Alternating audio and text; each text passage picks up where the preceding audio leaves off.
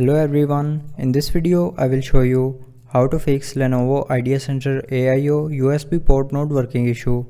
So before starting the video, don't forget to subscribe the channel and also press the bell icon.